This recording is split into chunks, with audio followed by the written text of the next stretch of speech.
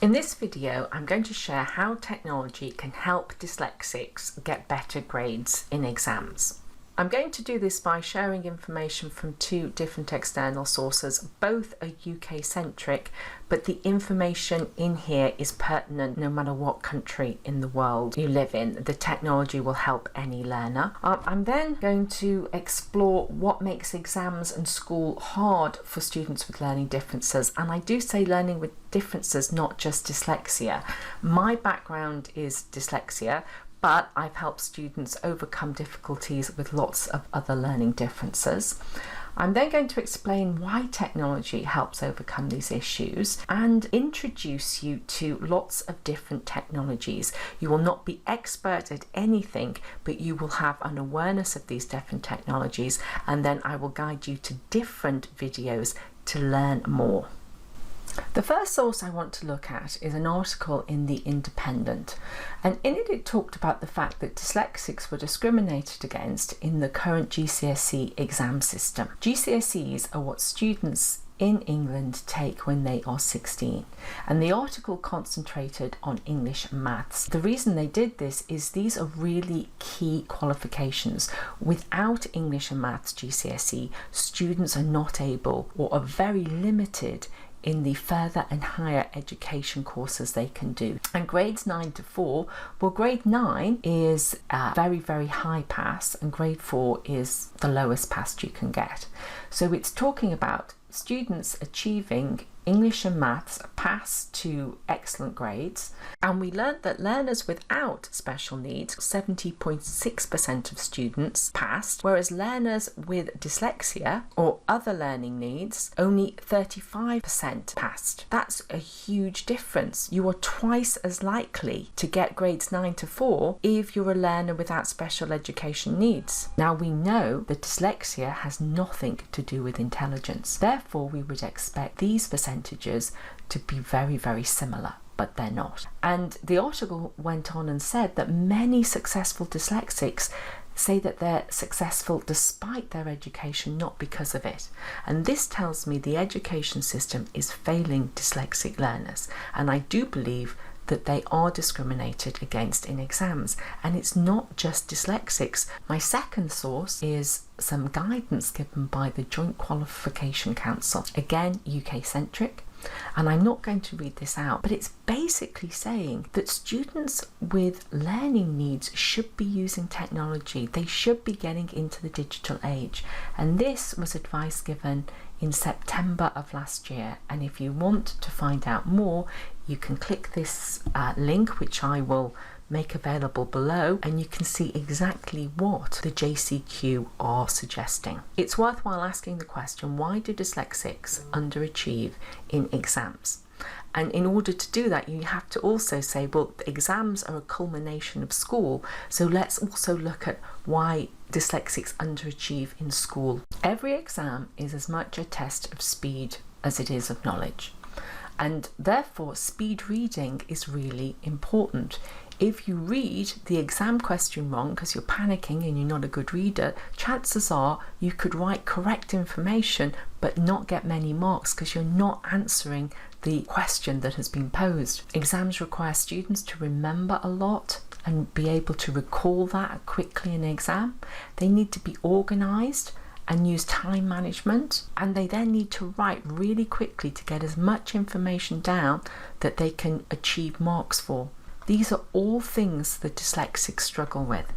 Let's have a look at school. In the classroom, the chalk and talk method of teaching, where a teacher introduces new information, expecting students to listen and copy information from the board or take notes while acquiring new information, is cognitively difficult for anybody, but it's really hard for students with learning difficulties.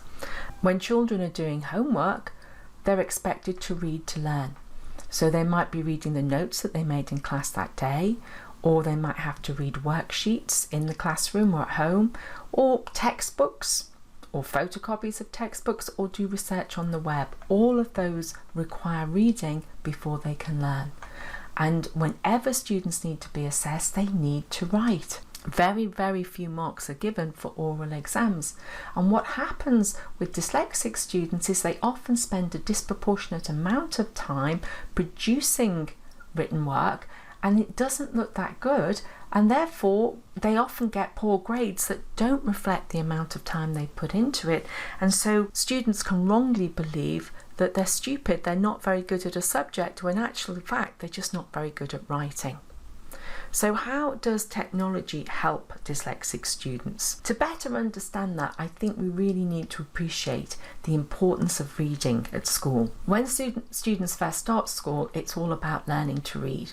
But once students have learnt to read, they have to read in order to learn. When dyslexic students start school, there's no difference in their attainment levels than any other student. As students get older, the reliance on reading to learn and writing to be assessed increases, and therefore this attainment gap also increases.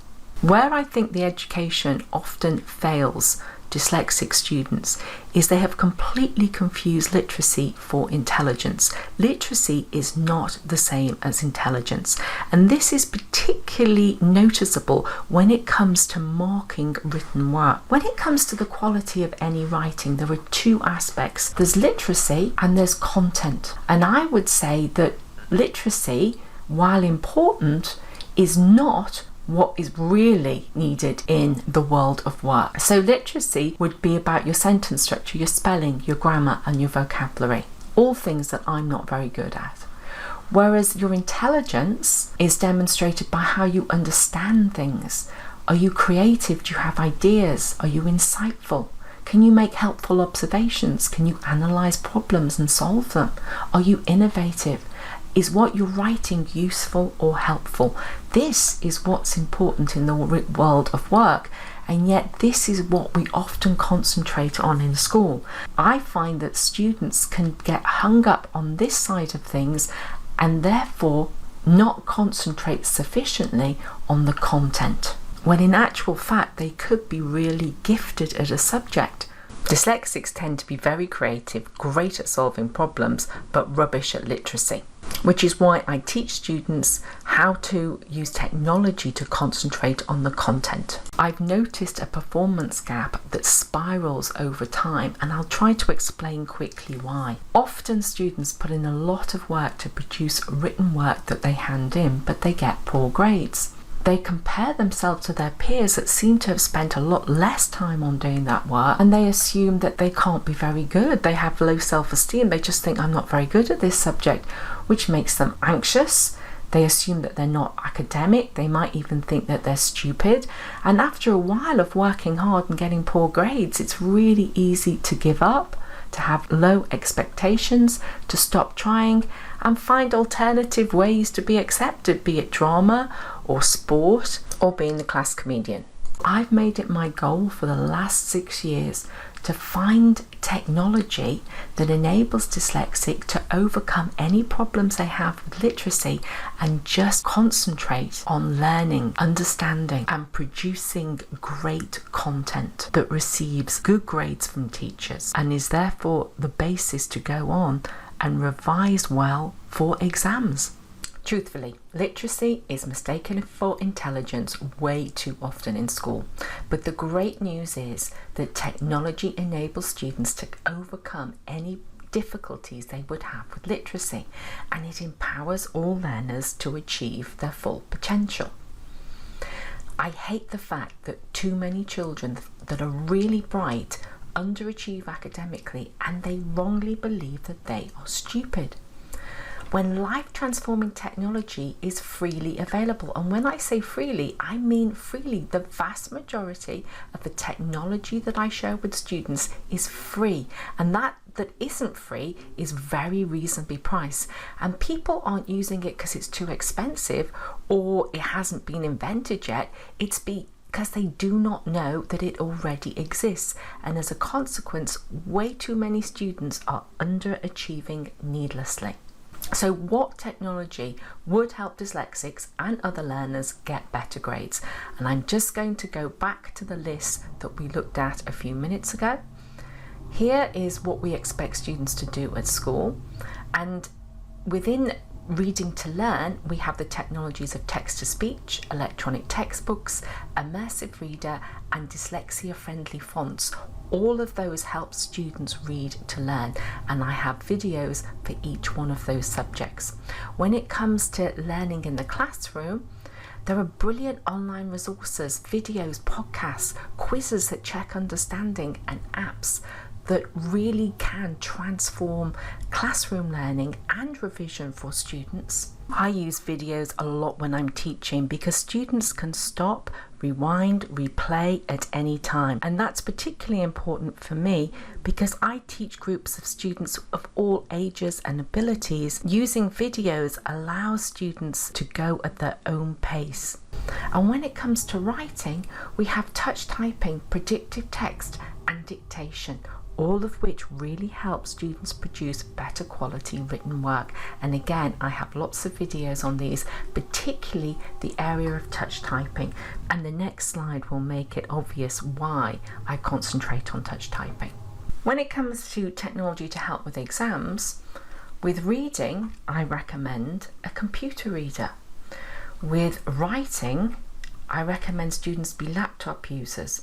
Dictation and predictive text can also be used in exams, but being a laptop user is the easiest access arrangement to get in the UK when it comes to writing. Dictation is a lot more difficult because each student would need to have a room of their own, which makes the logistics very, very difficult. Hence, I create a lot of videos on how typing helps students improve grades.